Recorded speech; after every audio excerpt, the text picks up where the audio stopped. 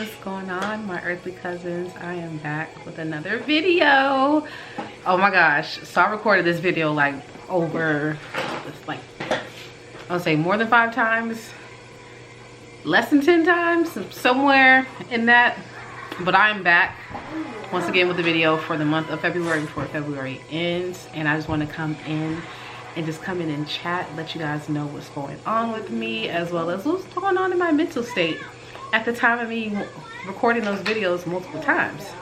So I've mentioned that I have returned to work part-time, yes, as well as I am engaging in other activities as well, that to bring some type of value to my hours I have to get, because I'm back in school getting a second master's degree. Now I have to get a second master's degree because I'm in this program which requires you to have a master's degree in an accredited university to begin with. So I was enrolled in this program, but it was to get my first master's degree, and this was prior to me having my first child. And this is exactly what I was doing. I was RBT, so I was a registered behavior technician, and I wanted to expand in that area to become a BC ABA. So now, since your girl already has her master's degree in mental health and wellness, I can also apply the things I'm learning in this field, which is I'm becoming a behavior analyst. So I'm becoming a BCBA, so it's a board certified behavior analyst. So what that entails is I am pretty much designing, implementing, assessing behavioral techniques with individuals. Overall, every human has a behavior, and I'm here to assess when there's a problem, if there's needed. And typically people in my field normally work with people with autism. However, that is not my field of interest anymore as of now. However, my field of interest is to help all people. But I love what I'm doing. I love what I'm learning, because these are things that I was already applying in my life prior to me even knowing what RBT or BCBA was 5 years ago. So I got into the field at the end of 2017, and here it is. I still enjoy the things I'm learning. However, I'm in school full-time, so it's taking majority of my time away from making YouTube videos. But because I'm caught up to a certain point, I am about to get started on this objective outline. This outline is full of objectives for my classes tomorrow, because I have a test coming up on Unit 2. So I'm coming to an end with some of this stuff.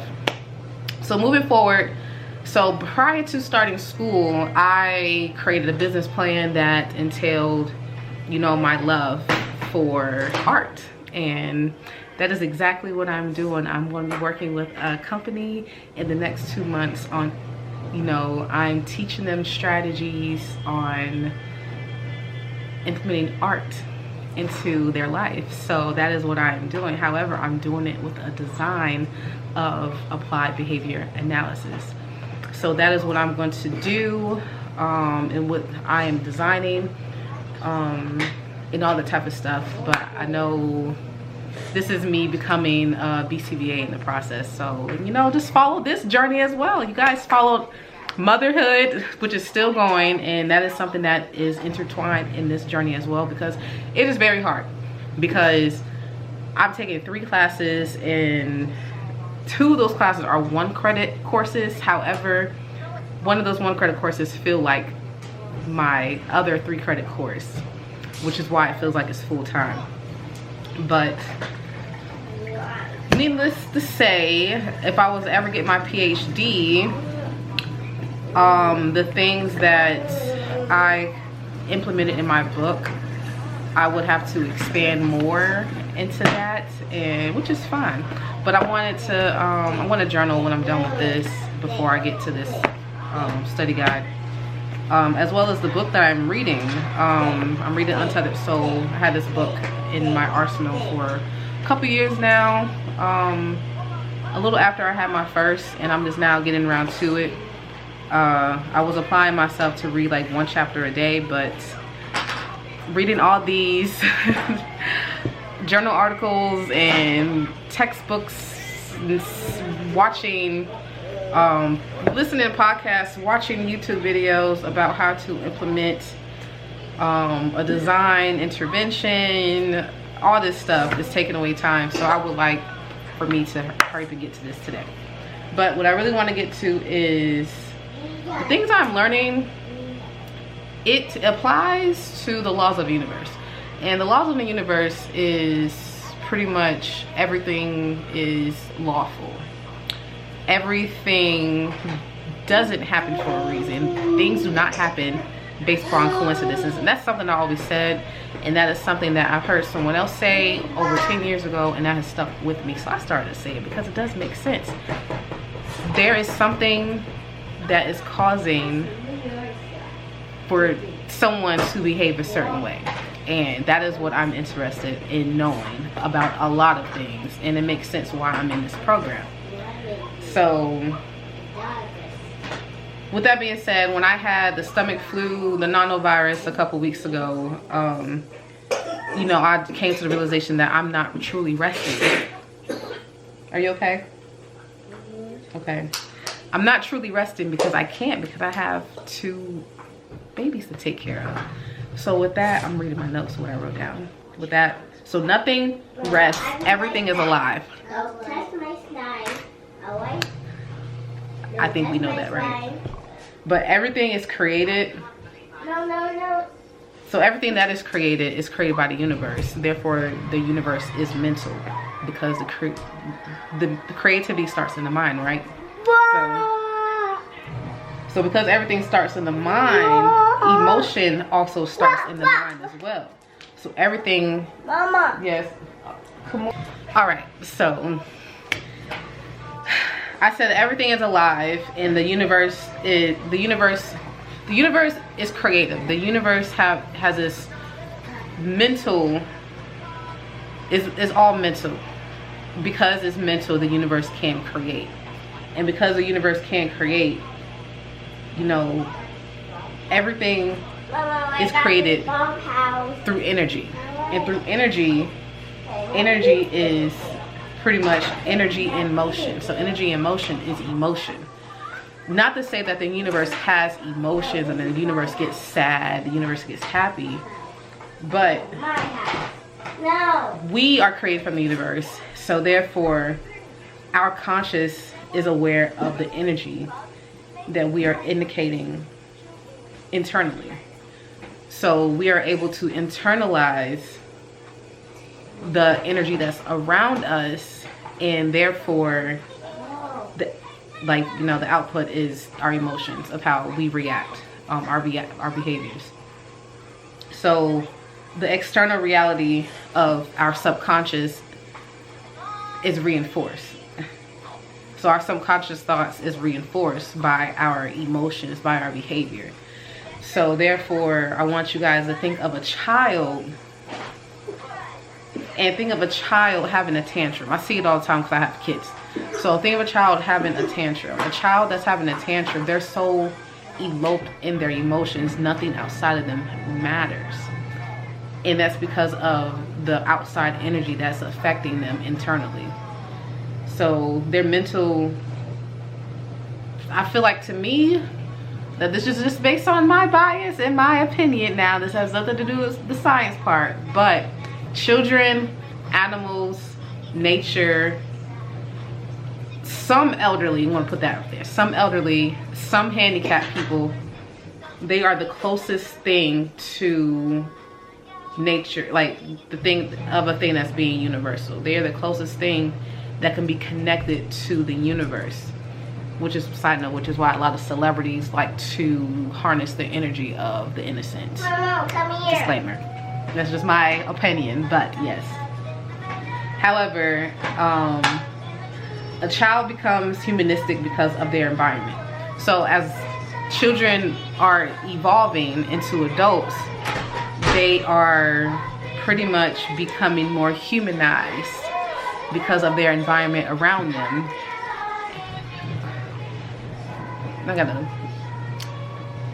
They're becoming more humanized because of their environment. So with that being said, because now we gotta block her out. All right, so because the child is being humanized because of their environment, it kind of takes them away from feeling the frequency of the universe. Perfect. All right, so the child becomes humanistic because they're becoming more like a human. They're having more of a human nature because of the parents within the house, because they're adapting to their environment. Versus when they first got here, their frequency, we can say their frequency, right? Their frequency was more on a universal level, and that universal level is the thing that we can get to. The closest thing is nature, which is why they say step out into nature to feel the emotions, to feel the earth. The earth is emotional because of the rain, the tornadoes. That's the emotion from the earth. That's how we can humanize that part. Children in nature, they're not worried about the reality of things. When you go out into nature, time doesn't exist. Time only exists when you are creating some type of importance around a thing. So that is why time exists. When you're measuring something comes from time. You're wanting to, you know, what can you do at this point to get to this point, for example, or whatever the case is. So reality does not make sense to a child because a child cannot construct complicated things. Therefore, the universe doesn't like to overcomplicate things. The universe, nature, a child is not gonna keep, hold on. Okay, I wanna say what I gotta say because this is exactly what happened last time. My children are pretty much whatever. Hey, Momo, go sit down. Go. I don't want it. No, thank you. Okay, go sit down. What? Why what? Yeah, no more slime because then you put it in the carpet. No more slime. Go find something. Go get the princesses at your room. So you play. Go get. Okay, go wait until I'm done with this, okay? All right. So turn the light on. Kiki, go turn the light on for your sister. Nana, go turn the light on. All right. So.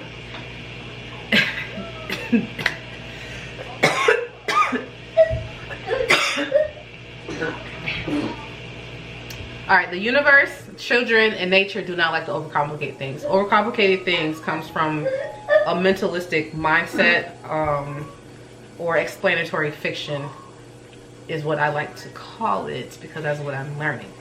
So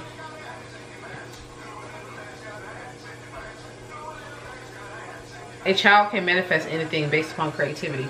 So a child can base anything can manifest anything based on their creativity. A child can visualize, they can envision anything that they want.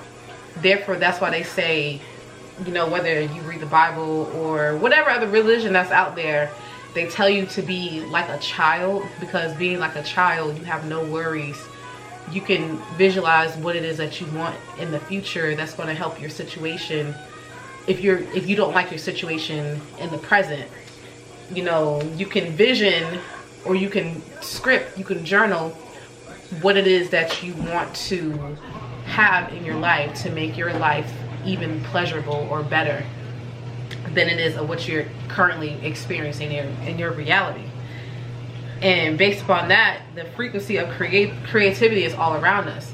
Children, nature, and the universe is able to tap in because they're in that frequency all the time. The only reason why adults get pulled out that frequency is because of stress, because of work, because of all these things that they have created that's taken us out of being our true selves. That's why people get burnt out. because they're always sad, and or they're experiencing all these low frequent emotions that does not serve them, which is why it's important to let go of things that's no longer serving you, so you can, you know, manifest your true desires. Once you manifest your true desires, then you will get just that, and then you're going to get exactly what you manifest. But you get exactly what you manifest based on the emotions. So that's why the emotions is created through energy, right? So that's me circling back to what I just discussed in the beginning of this. As long as you have a vision, you can alter the illusion that you're living. What we see out there outside our homes is an illusion, because that's not our reality.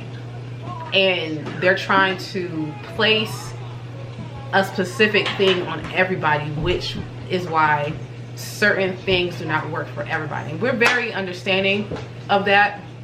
If you know, you know. But if you don't know, which is okay, which is why you might be here this long. And if you are here this long, please like this video and subscribe, and, you know, tell me down below what you think so far of this video. That would be great. And if you have made it here this far with me, if you could please leave a brown heart, that would be great, just to let me know that you're still here with me. So you can alter your reality through your vision. You create your reality through your thoughts, but your thoughts create the emotion of your conscious mind. So there's a cause and effect that's prominent here. So the cause is your emotions, and the effect is your behaviors and your thought process from that point of having those emotions, which creates the desires of what we want through manifestation.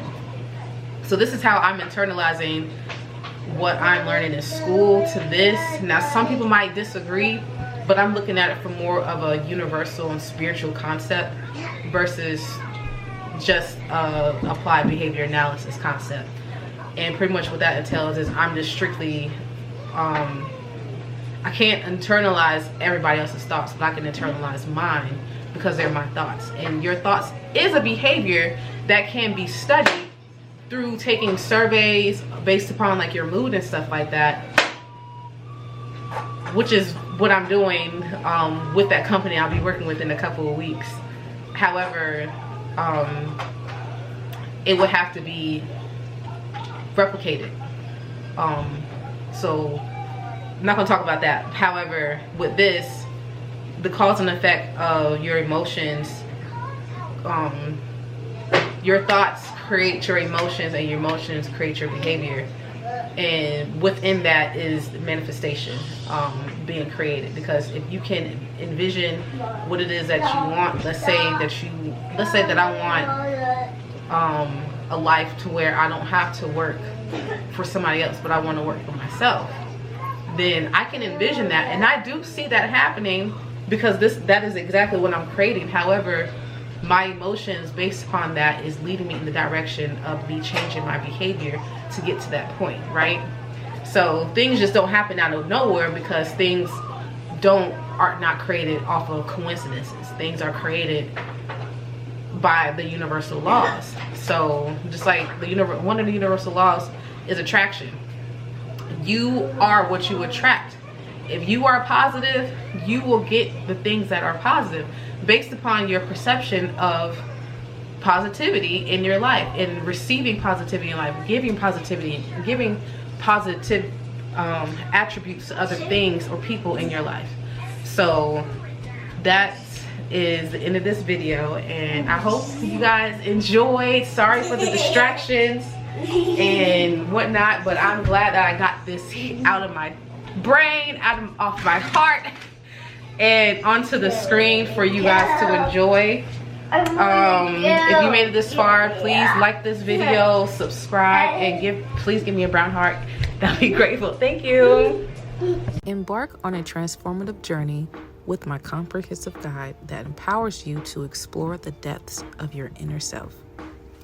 This book serves as a beacon for those seeking clarity in their lives, offering practical tools and insights that facilitate profound self-discovery.